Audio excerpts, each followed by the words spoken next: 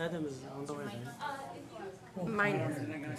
Adam will be late, they said, but he'll be here.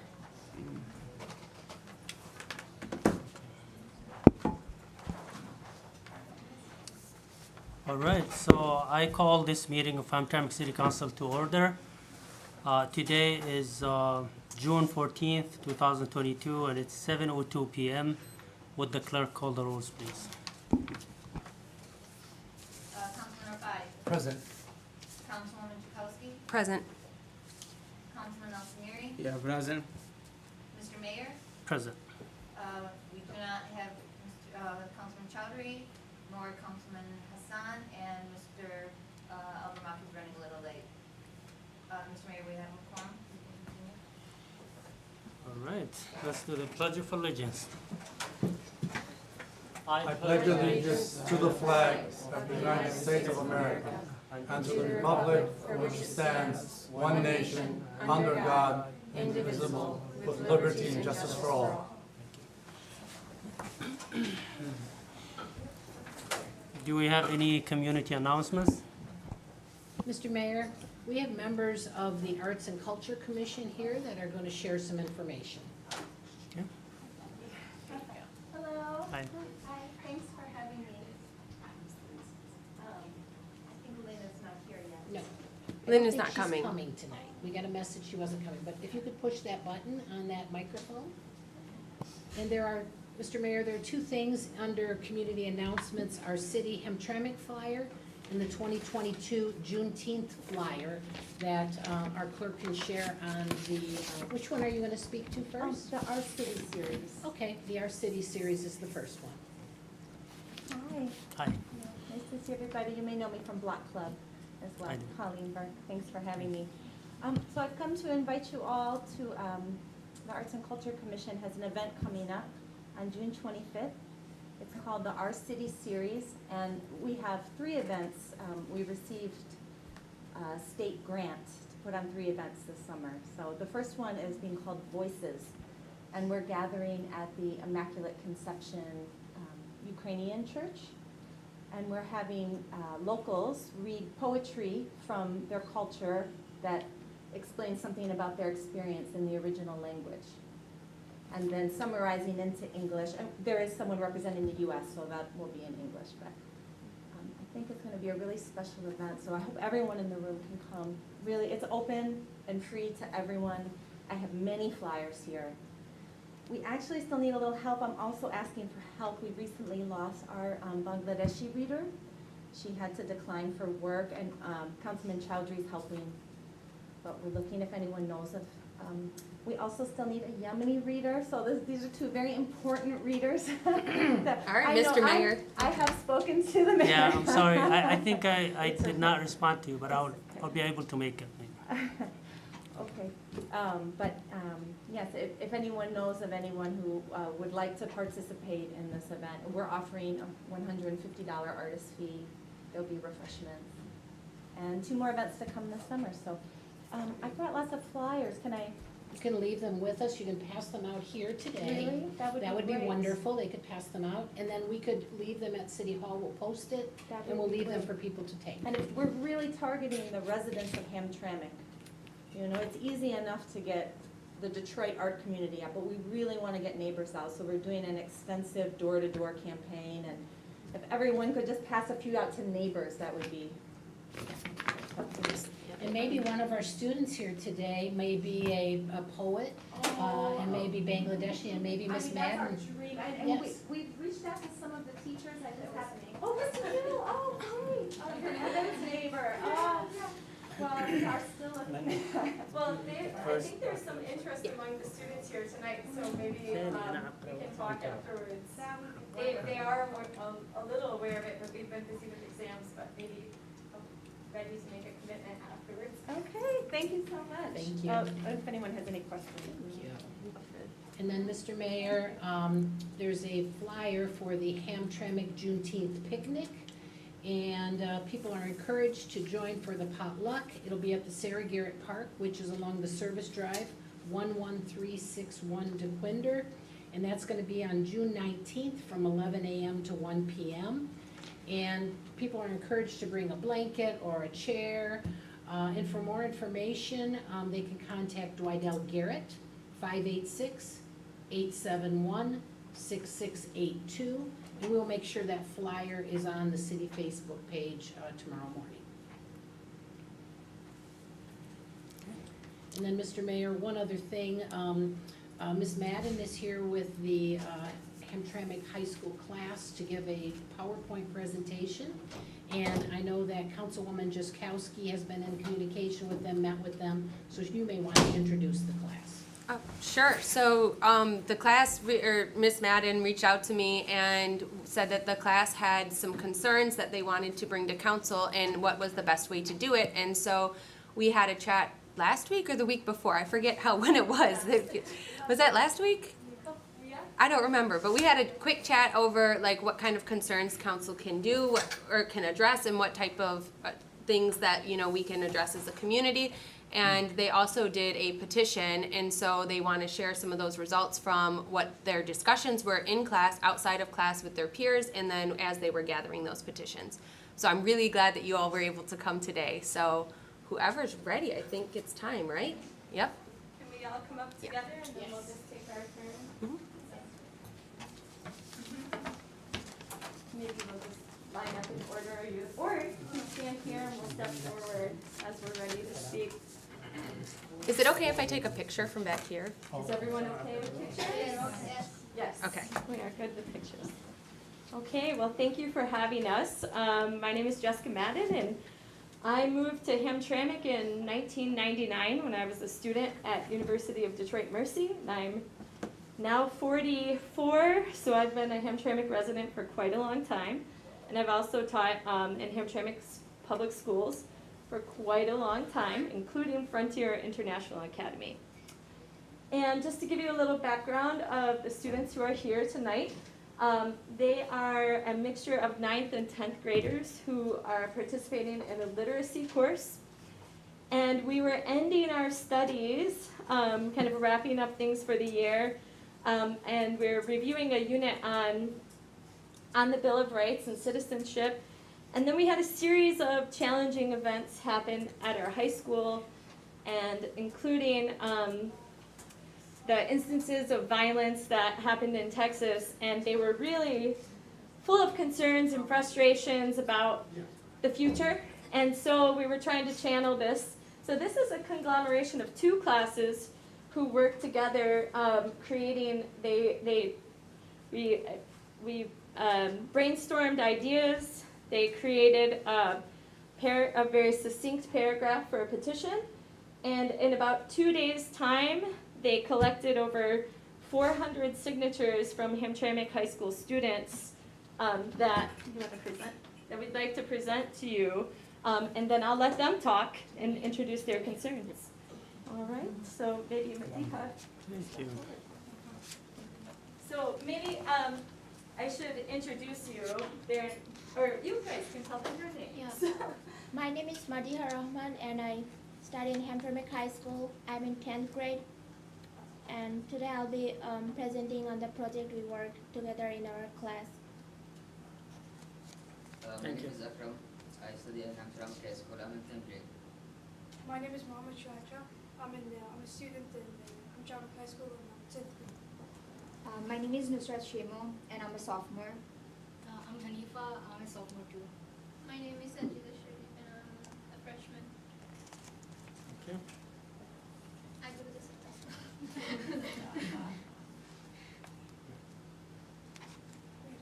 Okay, so this is our first slide, and we kind of introduce what it's all about. It is like, I'm gonna present like our goal. So the teenagers in our community are facing several problems regarding violence, racism, discrimination, reckless driving, smoking, vaping, substance abuse, and lack of amusement. These are more than enough to create terrors, insecurity, and concerns in the community. Inaction can worsen this issue. That's why we need our manager, mayor, and city councilors to help take precautions relating to our problems. We need you to respond to the violence, racism, discrimination, reckless driving, substance abuse, and lack of opportunity in our community. artwork, collage put together by Sanjita. She was trying to reflect some of the ideas that the students are talking about. So this is the next slide. And racism and discrimination are a problem in our community. Judging people by their color, religion, race, sexuality, or gender identity stereotypes a group of African American boys shouldn't be assumed to be a gangbangers, or women who wear hijab, abaya, or burqa should not be discriminated against. Getting bullied for physical abilities, language, accent, or appearance can cause depression and lead to a hatred and violence against oneself or others. The next slide shows the solutions. Racism, discrimination solutions. People should be educated about different culture and religions. Organize culture events where everyone can share their culture and influence people's beliefs. Take seriously acts of discrimination against our community. It's time to put an end to racial sorrows. One of the problems we can all relate to in our area is reckless driving, speeding, and endangering children who are, like, especially endangering students who are playing. That affects me the most because I'm also a student. And we also came up, next slide. We also came up with a few solutions that we may think that may help, like installing more speed humps and speed limit signs, and also monitoring driving schools, because I feel like they are especially lacking, like they're like not being monitored enough, because they're who are getting underage drivers are getting like driver's license and they're being allowed on the road when they're clearly not old enough to be there. This is a big problem in our community. Problem with gateway drugs. We have too many marijuana dispensaries. Some smoke shops don't follow the city or state rules. The smoke shops say you are not allowed in unless 18 or older with an adult. Still, teens are buying vapes and smoking them in school. Smoking can cause many harms to the body like COPD and lung cancer. Some teens don't care. They buy the product and smoke in school behind their parents' beds with friends, and maybe even offer it to the younger children. Underage smoking is being normalized. There is a solution. Support efforts to make public places smoke-free and increases taxes on tobacco products. Create a public awareness campaign. Talk to teens only and often about the dangers of smoking and vaping. Lower licenses for smoke shops or stop building more smoke shops. Punishment for people who buy tobacco products or marijuana for underage teenagers. Raise the cost of marijuana and tobacco products. Stores should have better guards or require IDs. Make sure that the tobacco companies or owners are taking full responsibility on what to sell and what to sell to, who to sell to. Now we have some fun opportunities for teens to invest their times, and there are a few suggestions that city mayors or councilors can do. So first one is trampoline park, water park, indoor park with lots of activities, mall, rehab abandoned buildings, recreation center, escape rooms, free hangout areas, arcades, movie theater, places to play sports, hike, camp and rock climb, ice skating, bike lanes, music center, scooter or bike rentals. Based on what we have present in our home city of Hamtramck, we need to have as much support and assistance as possible from our city leadership.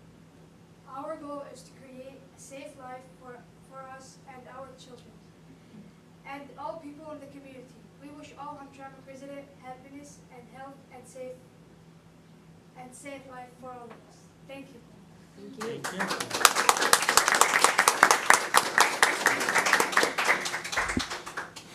Thank you so much. You came up with so many great ideas to solve some of our problems, and some of these problems are not under our control. It's there are some stuff that we can control, we can work on. For example, the speeding, reckless driving. We are working on some solutions for that, including installing the speed humps around the schools and in some intersections, which will be done this month. At the end of this month, we'll start doing that. Problems regarding smoking, hookah shops and stuff is not under our control. There are some other departments outside of the city that control that and manage it. So we have summer youth programs, and we invite you to join us in this summer. Some of them will be paid positions, part-time. And so we need to benefit from your ideas and to work and bring your classmates and friends to join us and come up with some solutions and some good ideas like this one, these that we just heard. Thank you so much. Yeah, and before you're done, I did want to point out, just so that you know the people in the room, because we talked about it a little bit, Kathy Anger is our city manager. So she's the one who knows everything that's happening in the city at all times, right? And then we have Chief Ann, and so I know some of you wanted to meet the police chief, so she's here. This is Chief Ann, and then this is our clerk Rana. So she's the one who handles most of the paperwork stuff in the city and a lot of other hats. So these are very important people for you to know if you're trying to work with the government. So I wanted to just make sure that those faces were known too. Thank you. Not yet. Oh, come over here. But then come over here. You'll see my name. Mr. Mayor, Yes. we have a youth commission that we're currently taking applications for, and trying to have a youth commission of individuals that live in the city. You're the right age group, you'd be able to be on it a few years during your high school years. So if anyone's interested in that, Clerk Rana would be happy to send you an application. It's on our website for boards and commissions, hamtramck.us, Ms. Madden. It's very easy to find that form, fill it out, and you would turn it into Clerk Rana on the first floor. And we'd love to have bright young minds contribute to the city. So thank you for being here today. Mr. Mayor, if I can add one more thing, the Hamtramck Drug-Free Community Coalition also does a lot of work with vaping and smoking, and do a lot of work in the schools and in the community, and they're run through the PS Institute. And I'm sure that they would love to have the kids, give them some ideas and things like that. So, And they have internships this summer as well. I'll send you a link tomorrow, Ms. Madden. Thank you. Thank you, sir. And Mr. Mayor, we kind of skipped over community announcements. So if we could rewind to that, I would appreciate it. Actually, I called. I have to add a couple. Oh, okay, go ahead. Yeah. And I you can go think, on. is it Mr. Garrett? Yeah, Dwight L. Garrett is here to talk about the event that I mentioned. I also wanted to mention the Hamtramck Stadium rededication is on June 20th at 1 p.m. The entire community is invited, and of course, Mayor and Council, I would love to see you there. But it's celebrating the rededication now that the construction is complete at the stadium. And there will be, in addition to the 1 hour program, there'll be a baseball game featuring the Detroit Stars versus Chicago American Giants, and that will begin at 2 p.m. So the program will last about an hour, and then there'll be a baseball game everyone can enjoy. Thank you. All right, so we'll move to the Did you want to come up and talk about your event? Okay. Yeah. The potluck. Okay. Good morning, good afternoon, everyone, Afternoon. and distinguished guests. I'm having a gathering. I'd like to invite everyone out to the Sarah Garrett's Park. It's Father's Day with your family. We're having just a jazz and relaxation day for families to relax for all the stuff that we have been going through this year. So I'd like to invite everyone out. When is that gonna be? Huh? When? Father's Day. It'd be Father's Day. Oh, okay, From Father's Day. 11 till 1. June 19th from 11 to 1. Yeah, so please come out so we can relax and enjoy ourselves for that day. Thank you. Thank you. Any more announcements? All right, we'll move to the proclamations, recognitions, and presentations, and we'll start with the proclamation honoring the life of legendary Art Pinky Duras Memorial. Councilwoman, could you read that? Yes. please. So the proclamation honoring the life of legendary Art Pinky Darris. So Art Pinky Darris brought honor and recognition to the city by leading Hamtramck to the Little League World Series Championship in 1959 and the Pony League World Series Championship in 1961, and who is considered by Little League officials to be the greatest Little Leaguer of all time after assembling the most dominant single-season history in 1959. Darris was inducted into the National Polish American Sports Hall of Fame in 2011. The organization cited his incredible record as an 18-0 pitching record, 16 shutouts, 10 no-hitters, 298 strikeouts in 108 innings, a .641 batting average, 33 home runs, and 112 runs batted in, and whose story has been broadcast on television in the documentary The Legend of Pinky Darris. Darris played 5 seasons in the minors and rose to the AA Texas League with the Arkansas Travelers. The Cardinals converted him to a third baseman and then to outfield. Pinky played 518 games in the minors and hit 32 home runs. His best single-season batting average was .269 in 1968. Unfortunately, the pride of Hamtramck never played in the major leagues. After 5 minor league seasons and with the threat of the draft looming, he joined the Army Reserve in 1968. He fulfilled his military obligations and returned to Hamtramck, but not to baseball. Tired of the pressure and expectations that came with playing ball, he instead became a police officer in Warren, serving for 30 years before retiring in 2001. Darris is also survived by 2 sons, Kevin and Adam, and daughter Debbie, former wives Carol and Jane, and 7 grandchildren. Thank you. Mr. Mayor, we took that to the funeral home yesterday, gave it to the family, and so they were able to have it at the funeral home yesterday and today. Thank So you. they appreciated that. Alrighty. Next, proclamation honoring Hamtramck High School boys and girls basketball team on their successful season. I'll go ahead and read the boys, and Councilman Rafai will read the girls. Does anyone hear from them?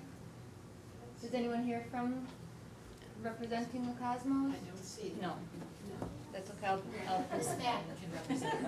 Sure. She's back to your athletic director. Would you, if you would mind? Oh, happily. I'll see him tomorrow. Thank you so much. Thank you. All right, do we still need to read the?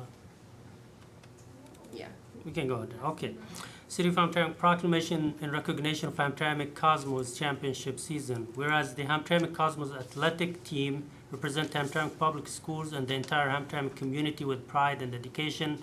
And whereas participation in high school athletic encourages students to learn not only the techniques of the sport, but other skills that will benefit them throughout their lives, including leadership, collaboration, and adaptability.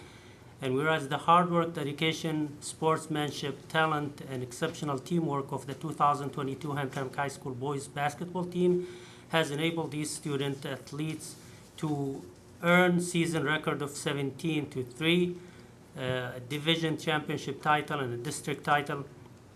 And whereas head coach Dennis Foster and the entire coaching staff, athletic director Brian Anderson, team member, parents, faculty, and students body at Hamtramck High School were integral in guiding the team to victory through their unwavering support. Whereas it's important that people throughout our community to know and understand the importance of high school athletics and the dedication that goes into each and every practice, competition, and victory. And now, therefore, be it resolved that Mayor Mcdougall and Hamtramck City Council do hereby recognize and heartily congratulate Hamtramck High School and the 2022 District Championship basketball team on its outstanding accomplishment this year. Thank you. Next one is the Hamtramck Cosmos Championship for the girls. Whereas the Hamtramck Cosmos athlete teams present the Hamtramck public schools and the entire Hamtramck community with pride and dedication, and whereas participation in the Hamtramck High School athletes encourage students to learn not only the techniques of the sport, but other skills that will benefit them through their life, including leadership, collaboration, and adaptability. And whereas the hard work, dedication, sportsmanship, talent, and exceptional teamwork of the 2022 Hamtramck High School girls basketball team has enabled these students, athletes to earn season records of 16-2 and a division championship title for the first time in school history. And whereas the head coach, Misha Fambro, and the entire coaching staff, athlete director Brian Anderson, team member, parents, facility and students body at the Hamtramck High School were interested in guiding the team to victory through their unwavering support.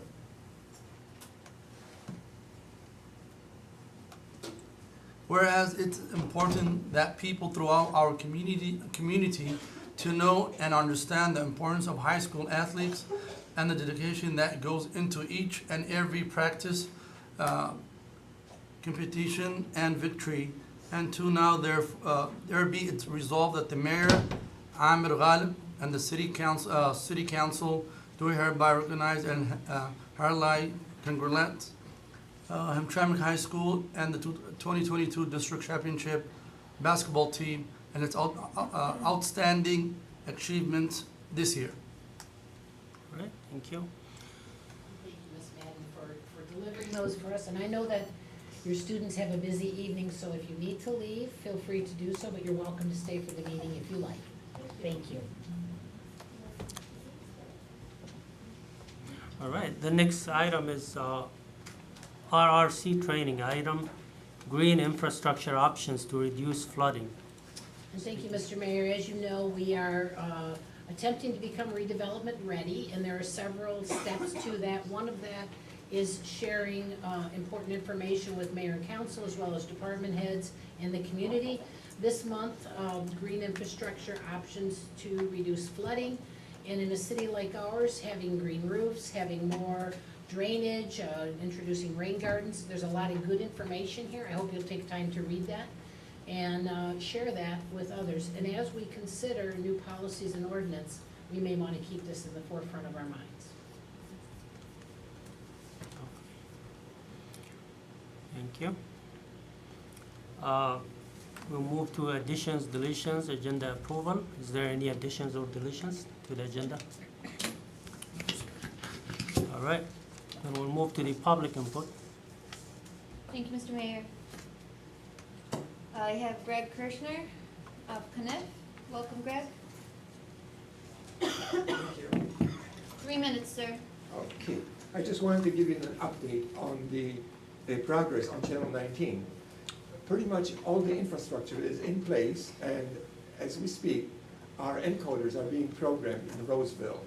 So they're supposed to be finished by June 23rd, and that's when the beta testing starts. So that's going to be a week or two, and then we go on air. So could be by the end of this month, we're going to start broadcasting. Okay. Right now, we're working on the lineup, program lineup. Now, we have not spoken with any of the city administration yet. What kind of time would they want to have on the TV? What programs would you want to have? We're going to have a news hour every day. It's going to go at 5, at 7, and at 11. So the local information will be broadcasted here each day 3 times, Monday through Friday.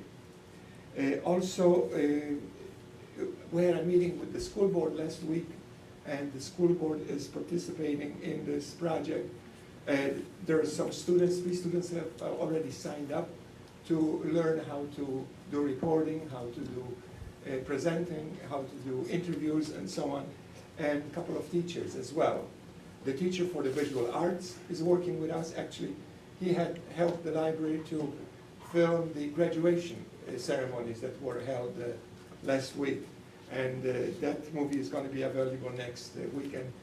Usually we have a few thousand views. The graduation ceremonies for Hamtramck are not counted in numbers, they're counted in thousands, basically, as far as the viewers go. We expect, well, we're going to have access to about 5 million people in the network to which we're going to be connected. And we hope to build up our viewership to about 5,000 within a year, with the knowledge that every one person that views the news hour or other programming, sort of, you heard of something called gossip?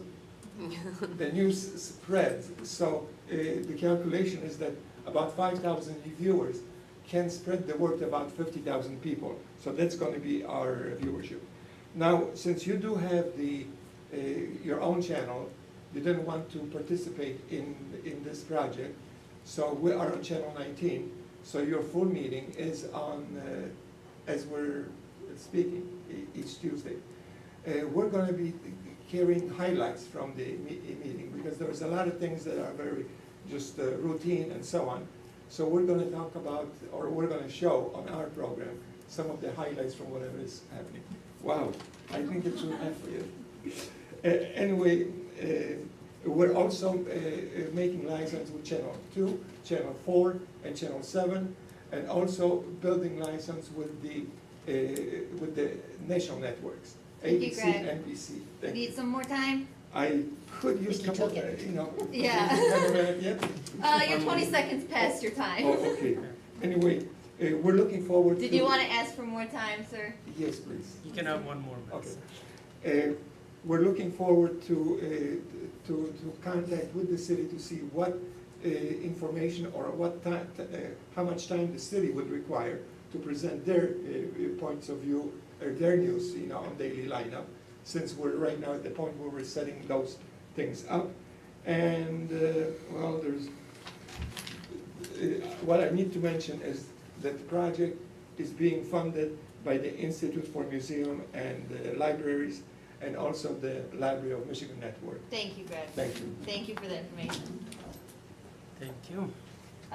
Philly Kirk, did you want to speak? You didn't check. Is Philly here? Did you want to speak now or at the end? Now? Come on in. Philip? Quick. Oh, Philip Quick. I'm sorry about that. That's Lumpkin, okay. welcome. You got 3 minutes, Thank you. Philip. Thank you. Mayor and Honorable Council, good evening. I encourage the City Council to table the first reading of the animal ordinance that's in front of you tonight.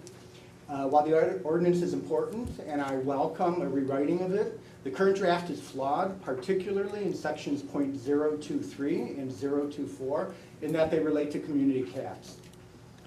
First, some background. I'm a lifelong resident of Hamtramck. I've been working with community cats in the city since 2005. I'm a certified community cat caregiver, and I practice trap, neuter, vaccinate, and release. That's a humane program that effectively manages cat colonies in Hamtramck. Community caregivers trap cats. They have them neutered and vaccinated, and they're released back into their territory. We provide food and shelter to the returned cats, monitor the colonies for illnesses, and help educate on the importance of colony care. TNVR benefits the city, or I should say benefits the cats by making sure they're healthy and that their population is controlled, and it benefits the city by giving a rodent control program provided by the cats and to make sure that that's maintained and improve overall public health. I believe that the two sections I referenced, .023 and .24, are intended to help community cats and TNVR.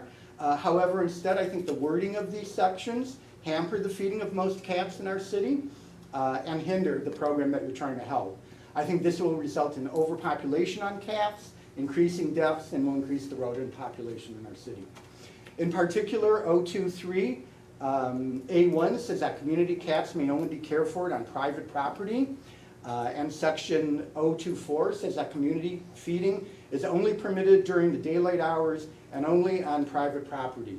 It further says that alley, parking lot, or street feeding is not permitted. Neither of these sections recognize the reality of dealing with cats. Community cats, by the very definition in the ordinance, are free roaming and often feral.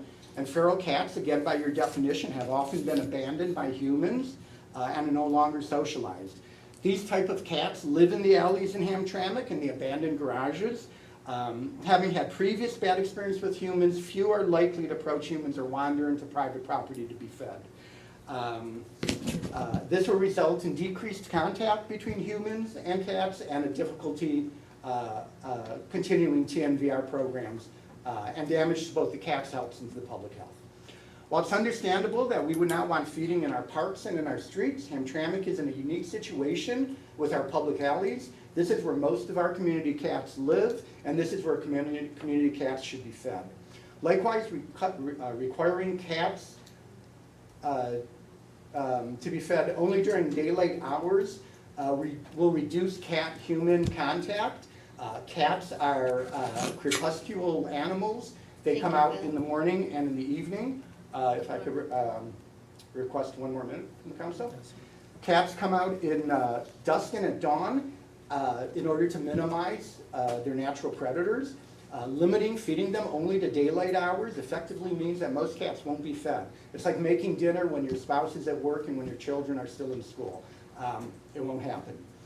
I believe that the council's intent with the draft was not to stop trap, neuter, and release programs in our city, nor do I believe that the council wants to increase the number of free-roaming cats in our city. I believe that the council's intent is to regulate the process and to make sure Hamtramck's community cat population is healthy and helps maintain public health. If this is the council's intent, there are better ways to go about this. I think the ordinance needs to be redrafted to recognize the innate behavior of cats. I think that development of a robust TNVR program in Hamtramck, one that registers volunteers and assists community cat caregivers and educates the community, is a better way to approach this issue. Thank you. Thank you. I have Diane Lee, Hamtramck. Welcome. Is Diane still here? Oh, hello, Diane. Good evening, City Council and Mayor. We're following up on the animal ordinance. There are several cat lovers in Hamtramck, I for one myself. And I don't disagree on this ordinance completely, but the wording needs to be changed. To follow up Mr. Quick, you cannot control the feeding times of cats, and that's actually not the root of the problem. And to be honest, there are far more bigger issues and problems in this city to deal with than worrying about cats being fed in alleys. Trash is not being picked up by our garbage company. We have overflowing garbage dumpsters. We have unclean alleys where people who don't clean up their properties. When you have excessive trash, that pulls the rodents, the vermin. Cats control that population. And again, you can't control feeding times of feral cats. So I'm asking that City Council, if they want to make an effective ordinance and have this ordinance work, sit down with the current volunteers that run cat colonies and come up with solutions, or perhaps provide resources to existing volunteers and interested volunteers who want to work in animal rescue with the TNVR programs. Because there's many of us that want to do that, but our resources are limited in getting traps or finding, ways to take the trapped cat to a veterinarian, to get fixed. So again, I'm urging that this is tabled and that the language of this ordinance is changed, because I also help with cats, feral cats in my alley. And because of that, I don't have a lot of rats running and eating my garden. Thank you.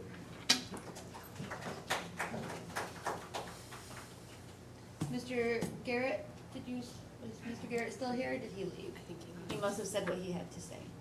Okay. Hanny Mellick? Yes. Faber Street, welcome. 3 minutes, sir. Good evening, guys. I want to ask about the water bill. We have an issue in this city, just only, I think, Hamtramck. With the water bill, we have $50, and then the city charges by unit. I see other cities, I spoke with the councilman. They say it's everywhere like this, which is not true.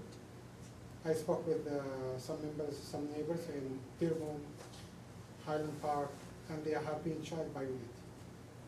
So we want to know why there is a $50, even if you don't use the water, it's going to be $50, which is unfair. When we ask councilmen what's going on, why, they say we don't know. We are going to make an investigation about it, and then there is no answer. This is the point.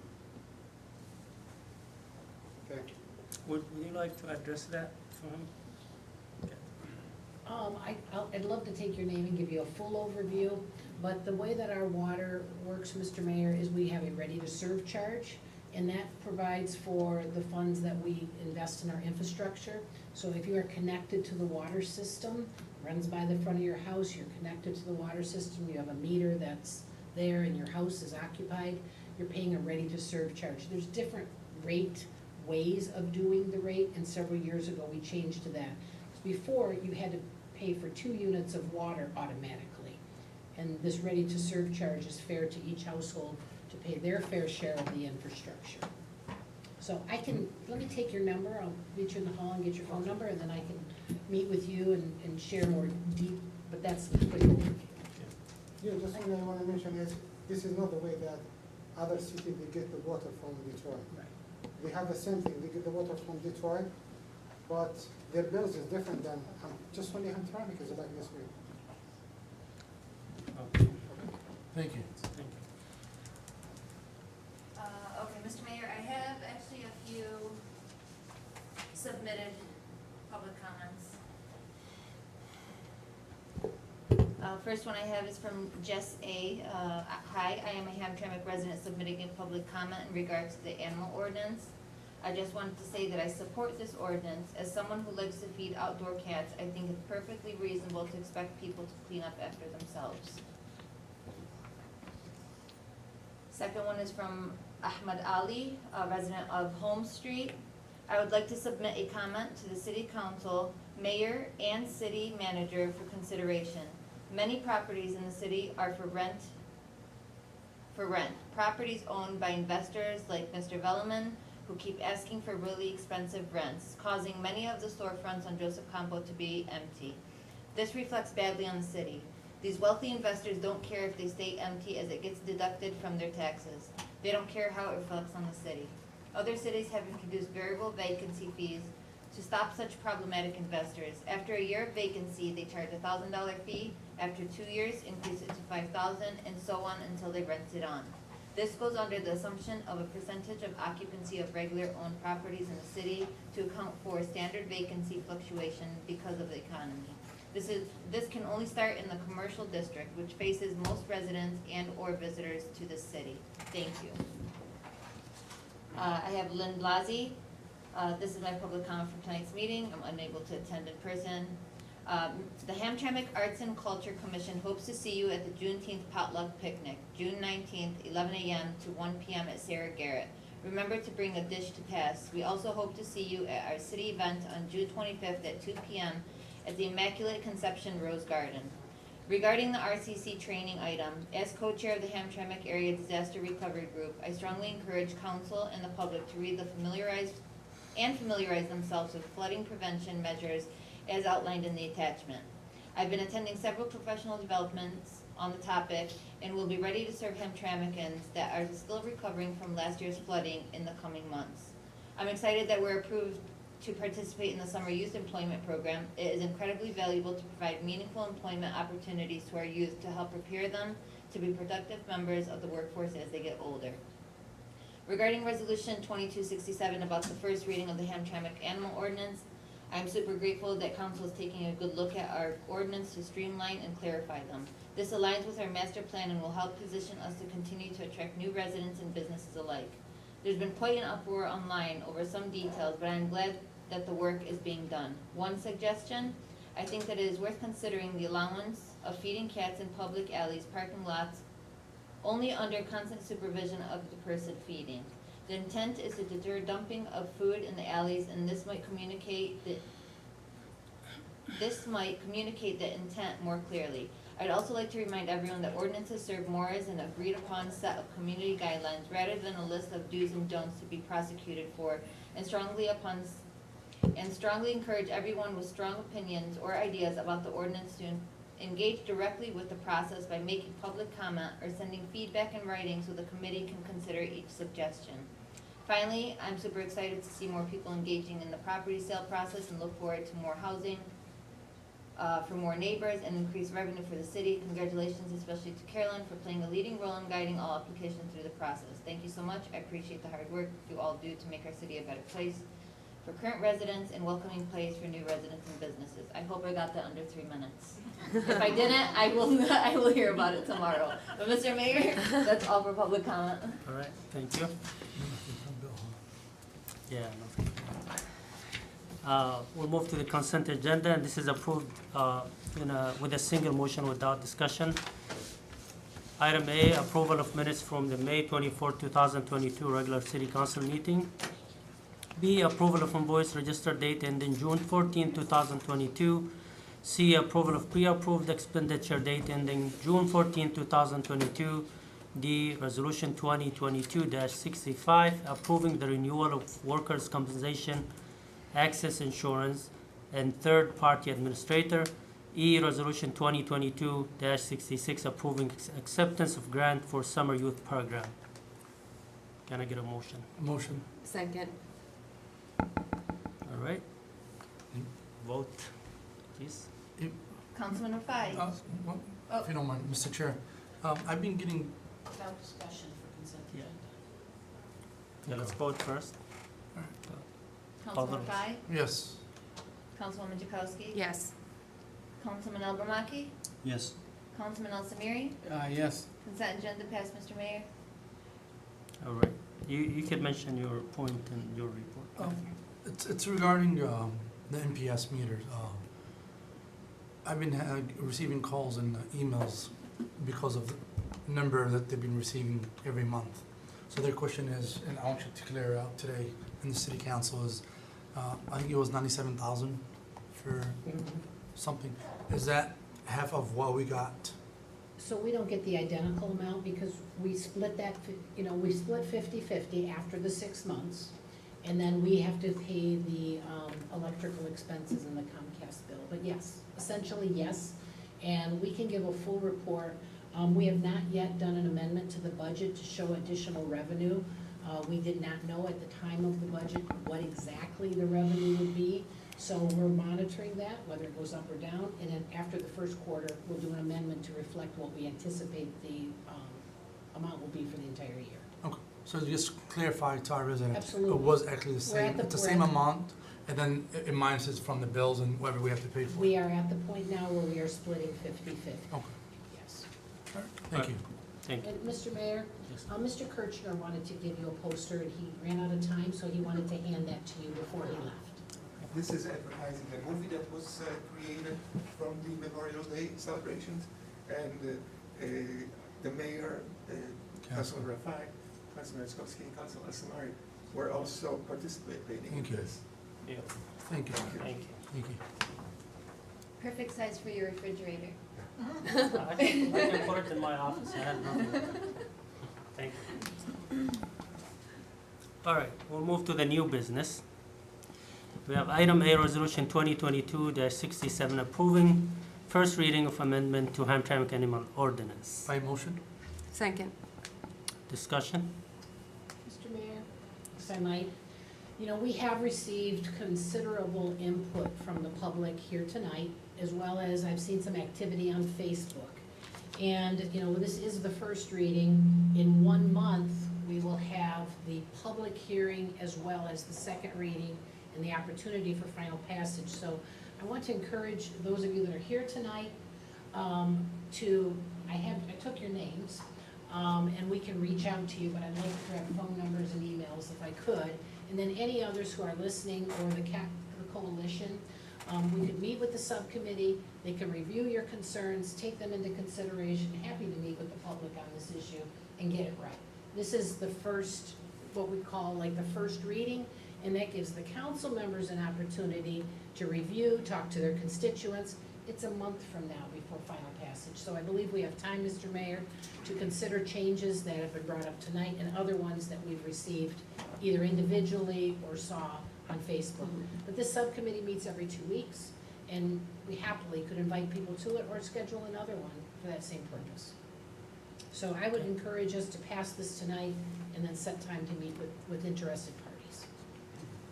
All right. Any more discussion? No, sir. All right, let's call the rules then. Councilman Al Samiri. Yes. Councilman Albermaki. No. Councilwoman Jakowski. Yes. Councilman Rafai. Yes. Mr. Mayor, resolution 22 first reading has passed. All right, motion carries, and we'll move to the next resolution. Resolution 2022-68, approving sale for residential development of 9509 Gallagher. A motion? Second. All right, discussion? Can I speak? Sorry. Hello, thank you so much for letting me present about this today. This is for the sale and development of 9509 Gallagher for residential development. The developer is proposing a 3-unit structure stacked. The applicant is currently working with an architect, and the applicant has provided all the fees and required supporting documents, including financial documents. And our staff has reviewed the development agreement with the applicant and the timeline for development and all of those details. This is really an image concept of 3 units stacked. This is, would be fine with our zoning ordinance. This is not an exact image, but really just a concept sketch of, you know, something like that is what they're hoping to build. Does anybody have any questions? Mr. Chair. You know, I'm happy that, you know, houses are being built in these lots that we have. My question is there properties that are built 3 stories in our city? I have not seen something exactly like that, but our ordinance allows for it. We have a lot of 2-family levels. The floors would not be able to be super tall. There's not going to be any high ceilings in those because the ordinance has an upper limit in terms of how high the building can be. And the reason I'm asking because it's a concern now with our police or fire department not having a 3rd floor. If God forbids if something happens and now, you know, it takes you a higher level up to get to this floor. So I don't know, you know, I know our city ordinance allows it, but does it go through our fire marshals? It would have to go through building review as well. So it would start with the zoning review. In this case, the zoning would be fine.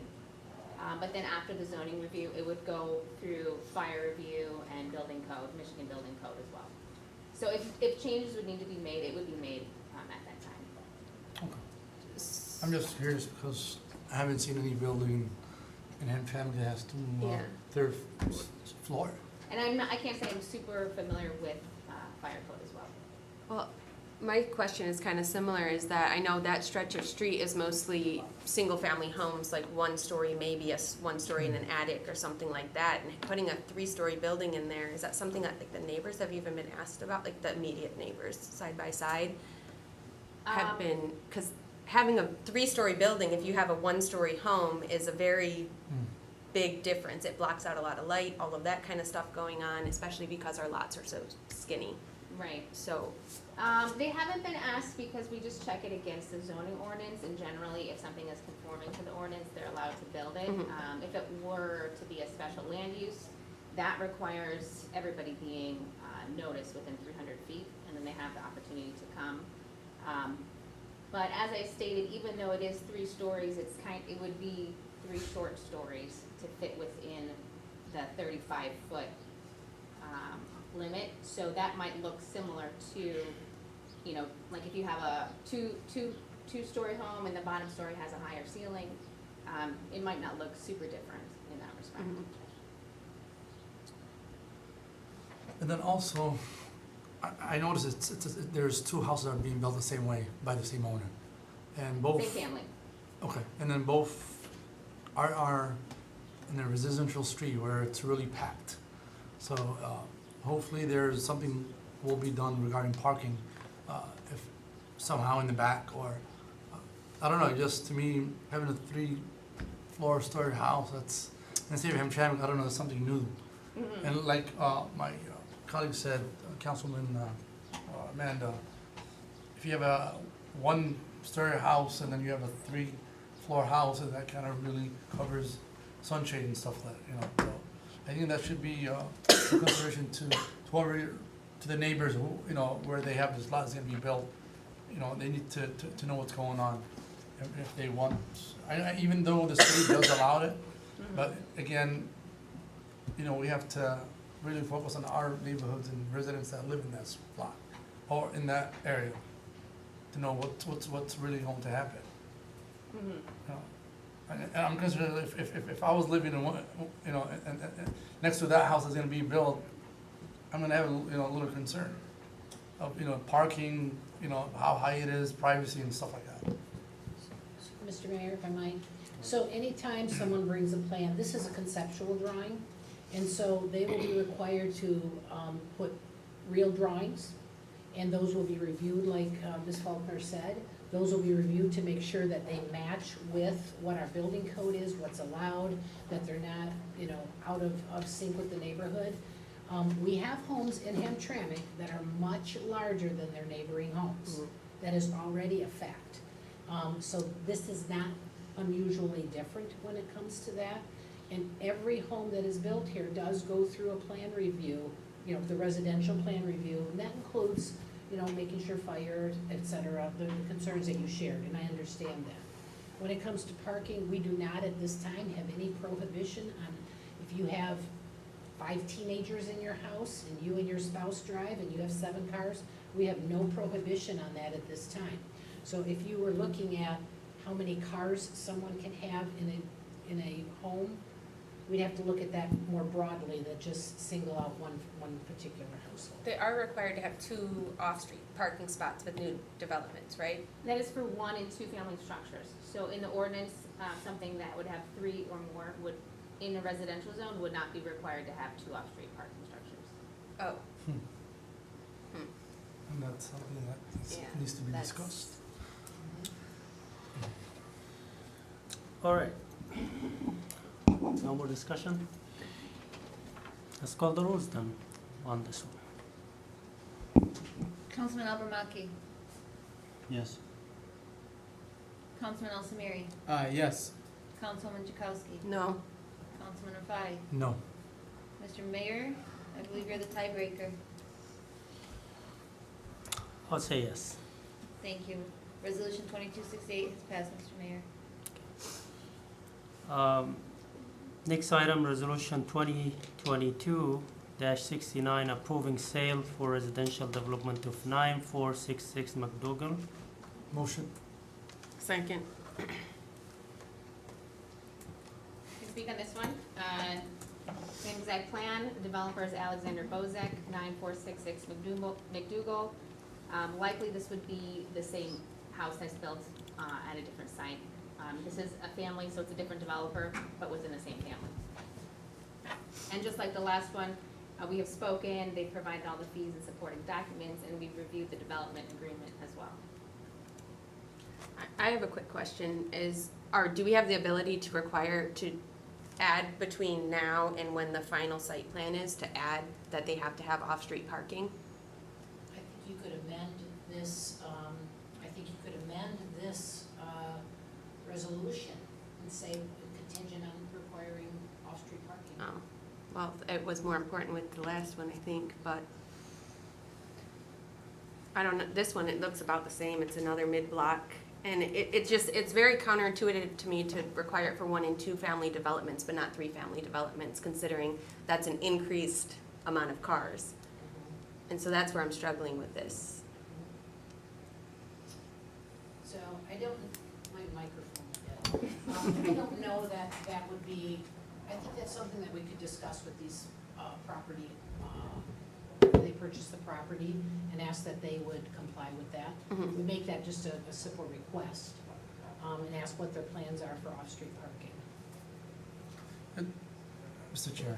Go ahead. So, Kathy, so if it's a request, and if we don't add it to the resolution in their plan now, I think it's better if we... Right now, it's just the property sale, that the actual, and again, this is a conceptual image. Whether they'll build something that looks exactly like this remains to be seen. And like you said, about the fire, police, et cetera, they're gonna have to look at this as well and determine whether or not we can provide protection to that. Police less so than fire, but I trust that we will be able to work with this developer and build something that's compatible with our community. Okay, so we already have a housing crisis in Hamtramck, like we are so packed, and one of the solutions is to allow building, vertically, like up more than 3 stories even. So I'm okay with that as long as we take those points that they mentioned, parking, you know, the concerns of the neighbors into consideration, and that's still far. We still can come up with a solution. We can approve the sale, but we can discuss those concerns and come up with even resolutions for the future to solve those issues. But one of the solutions is just to allow building up, you know, more than 3 stories, because we don't have empty lands anymore. So we're trying to bring some investors, but we find difficulty finding a place for them to build something. So that's my opinion, and that's why I voted yes. So we can go ahead and call the rules for the next one. Councilman Rafai? No. Councilwoman Chakowski? No. Councilman Alvermaki? Yes. Councilman Al-Samiri? Yes. Mr. Mayor, tiebreaker? Yes, again. Thank you, Mr. Mayor. Resolution Thank you. 2269 has been approved. Thank you. All right, the next item is Resolution 2022-70 approving conditional site plan for 8544 Joseph Campo. Motion. Second. Mr. Mayor, it's the Carolyn Faulkner show today. Hello again. Hi. So this is for the expansion of an existing building at 8554 Joseph Campo. It is the intersection of Joseph Campo and Dan Street, which is where you enter Veterans Park by car. The rear of the building is being extended, and there would be a second-story addition as well. I don't know if it's possible to pull up the site plan. Okay. Our planning consulting firm has reviewed this application and completed a written report recommending conditional approval. This is the second version of the site plan. You can see right there, the gray part is the existing building and the green is the addition. That would be a 2-story building. The gray is 1 story.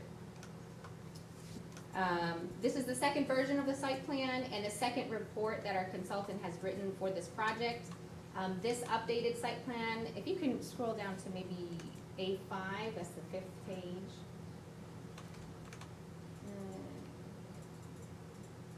Yeah, kind of, right page, just a little bit further down on that page. I don't know if that's possible. Right here. So this is the second version. This is the Dan Street side. This site plan has a brick facade and more windows, which was required by the ordinance. So there have been some changes made to have more windows. The report recommends conditional approval because there are a few minor details that need to be changed or added, but they were not large enough to cause the site plan to be delayed or keep it from coming to council. The 4 conditions that are recommended in this report and for conditional approval would be that all windows must consist of clear glass. The apertures must be shown consistently across all drawings within the plan. The notes within the plans that say existing building to remain as is should be removed because the existing building would have some changes in terms of new windows. And any lights proposed or currently used must be completely shielded from the view of vehicular traffic and shall not cast direct illumination on adjacent properties. So if conditional approval is granted today with those 4 conditions, the applicant would still need to provide a revised site plan showing those minor changes. The applicant's representative is here tonight as well. Do you have any questions? No, ma'am. You have a question? No. Okay. Congratulations. All right, we call the rules. Councilman Al-Samiri? Yes. Councilwoman Chakowski? Yes. Councilman Rafai? Yes. I'm sorry, can I get a motion to conditionally approve? They already motioned this. We motioned And before. we I'm put in sorry. there that it was conditional approval. Okay, thank you. Sorry. Councilwoman Chakowski? Yes. Yep. Councilman Al-Farmaki? Yes. Mr. Mayor, resolution 2270 has passed. All right, thank you. Okay, we move to the reports, and I'll start with my report. So lately I have been doing the COVID update report in a written form because I've been busy traveling here and there, but I keep people updated about the number of cases, and it's obvious that they are going up and then down and now up again. Like I said, not as serious as it used to be, not as many hospitalization as we used to have, but a number of cases are still there. People are, they refuse to get tested as they used to in the past.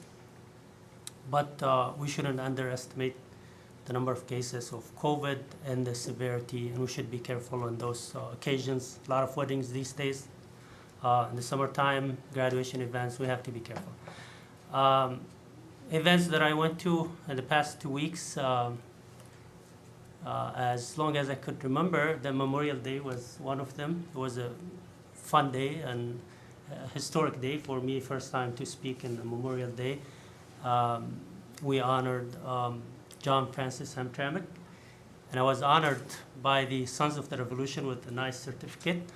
So I'd like to thank them for that, and I would like to thank everyone who attended the Memorial Day event, and we hope to attend it next year as well. After that, I traveled overseas to pass by Ethiopia, Djibouti, Turkey, came back with my family, so thank you. Thank you. And last Sunday, we attended an event of Amin Realty, a new business in Hamtramck in Kenneth. This group of, they are growing fast, and I see their names everywhere when I search for a house in Hamtramck or anywhere else. So we welcomed them and we attended their event, and we're happy to have more new businesses in our city. That's it. That's all the events I could remember for the past 2 weeks, and we can move. The Mayor Pro Tem is not here today, so there is no report for him. We can move to the City Council report if anyone has something to say. Go ahead, Council. Real quick. So obviously we had one of the, well, 2 student classes here today. And last week, was it last week? I feel like my weeks are all mixed up right now. But last week we had another group that came to City Hall, and Max Garbarino gave them a tour. Khalil and I both participated in that. The city manager came out and said hi. You know, they got to see different offices, and that was during a kind of busy time, so they actually got to see City Hall in action. And the reason why I want to mention that is because, like Mr. Samiri was saying earlier, we want the youth to feel comfortable coming to council with their concerns, because the youth are the future of our city, and therefore when we're making our decisions, when we're making our discussions, we need to know what the youth think. And so if you have your kids, if you have your neighbors, things like that, feel free to give them our contact information or help them to contact us, because we do appreciate talking to them, and we do want them to be able to come to City Hall and get a tour and know how it works and all of those things. And that's where, with the youth council and stuff that's developing, those are other important formal ways that youth can provide their input to the city. So I just really want the youth on alert, parents on alert. Like, this is something that we are striving to do together, is to encourage the youth voice in the city. And so it's very important that the youth understand that. And so whether it's you delivering the message, whether it's us delivering the message, whether it's kids telling their friends at school, just make sure that the word gets out that we do want to actively hear from the youth and make sure they know how the city works. So, thank you. Mr. Chair, I want to thank everybody that showed up here today. Like our mayor and councilwoman have spoke, that we attended a lot of events, especially the Memorial Day. It was a beautiful event. And the one thing that we will have guests coming for the city of Hamtramck for the first time, and one of them, his name is Abdul Rahman.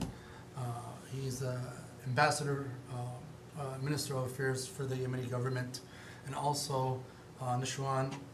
He's the son of our former president, Ibrahim Al-Hamdi.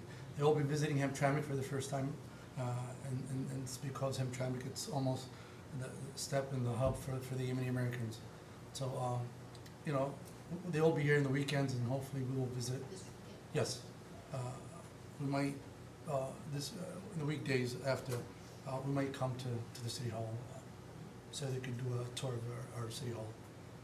And thank you. Anyone else? Thank you. So next one is City Attorney report. Yes, it's leaving. Yeah, there is a rule that says that we can discuss issues in closed session when there is pending litigation. We don't have pending litigation to discuss in this segment, thank goodness. We're here to talk about an issue that's arisen, and we have to talk about it in open session. This has to do with a proposal by the library board to separate from the city government. It's separate in a more deliberate manner its finances. Currently, under state statute, the city acts as the collector of the tax, and we have to put the money we collect from the taxpayers into a separate segregated fund. Under Michigan statute, it's 397.205. We can disperse those funds on the presentation of a proper voucher by library personnel to our city financial personnel. In a voucher, all it is, there's a lot of different names for it, but a paper trail that allows auditors at the end of the year to see whether the money that we collected for the library goes out for its intended purposes. We don't have a say as city government in how the library sets its budget. We just know that they have to have a budget and that they have to follow their budget. When they provide us with proof of the budget and a proof that the payment is legitimate, we have our finance department write out checks. You approve it in the fund warrant and payroll listings every 2 weeks in the consent agenda, and those checks go out. The library board has decided that they don't want to use those services for the city. The city has not taken a position against that move per se. We just want to make sure that it's being done according to the standards, the accounting standards, the Uniform Budget and Accounting Act, and all of the, I kind of drew a diagram on my notebook here is to explain it. At the top is the taxpayer. The money for the taxpayers' pay goes into the city treasury by statute. And then there's somewhat of a wall that is between the city and the library with alphabet soup agencies and statutes and guidelines that we have to follow. We've got the Michigan Department of Treasury that obviously reviews our annual audit. We have our auditors. We have the Uniform Budget and Accounting Act that comes into play, generally accepted auditing and accounting principles, governmental accounting standards, and of course we act as also common law and statutory fiduciary over those funds. So it's not a simple process, but it is a process that the library has said that they want to engage in. We've been trying to get the library to give us their plan in writing so that we have some assurances that our audit at the end of the year is not going to be negatively impacted, and there's not going to be any negative reporting to the Michigan Department of Treasury because we didn't do something we were supposed to do as fiduciaries of those funds. So I expect that over the course of the next few weeks, we're going to get some further notifications and activity from the library's attorney. The library has hired an attorney. We have been communicating. We're trying to be cooperative with each other and make this as smooth of a transition as we can possibly make it. My interest and the interest of the city finance department and the city manager, I'm sure all of you, is in making sure that we're following the appropriate protocols and statutory requirements as to how this does. There is a good reason why library boards are separate. The actual governance of the library boards is separate. It's there's a historical reason for it. They don't want, there was a public policy decision made in the 19th century. This statute actually dates back to 1877. Back then, city councils, governing bodies, we weren't even a city at that point, but this is a state statute. They didn't want elected officials determining what books people read. So if you could control how they spent their money in particular, then if they had unpopular books on their shelves that maybe you as elected officials didn't like, that you could restrict that, and that would be an obvious problem with the First Amendment. And I think that's really the historical reason why there's a separation between library boards and cities. So that's kind of what we're working through. Hopefully we avoid, there's been a lawsuit filed in Garden City over a similar issue. There's trouble brewing in Detroit over a change that the Detroit City Council wants to make over how it interacts with its library board. We're trying to avoid that.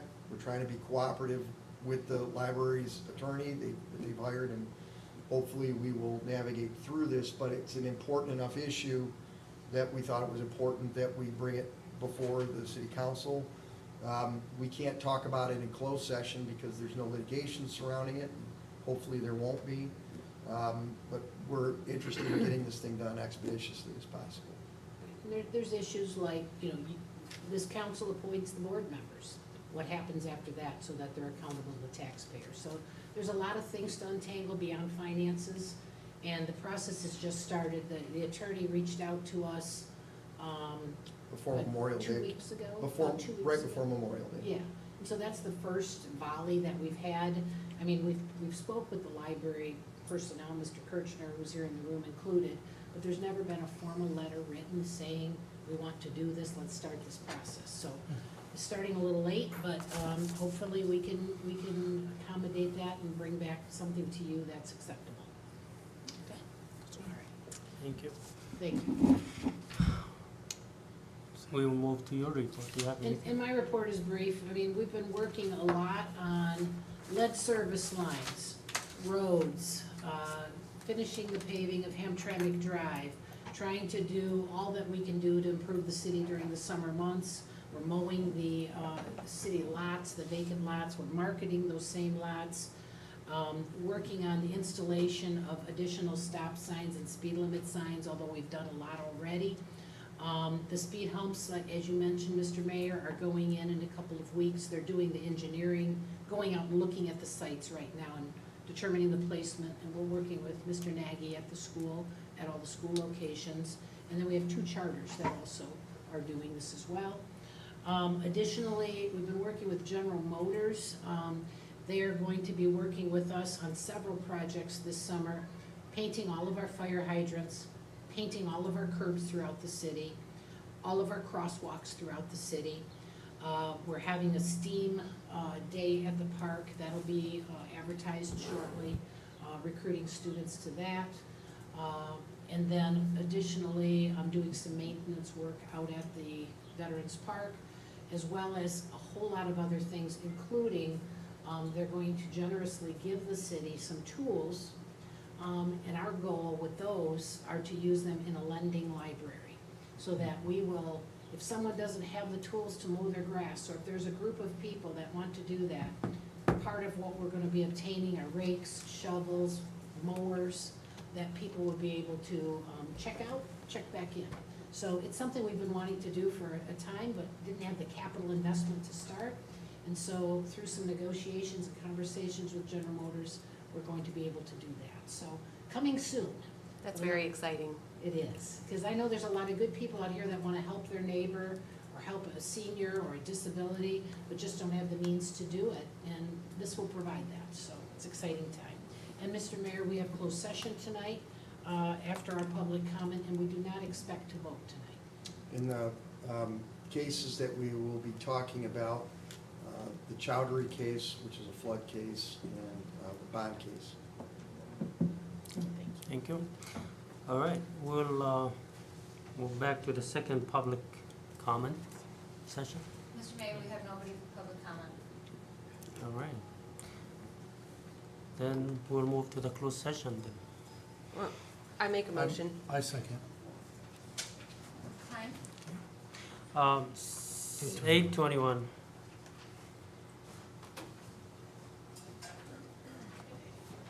Thank you, everyone, for coming. Thank you. Yeah. Yes.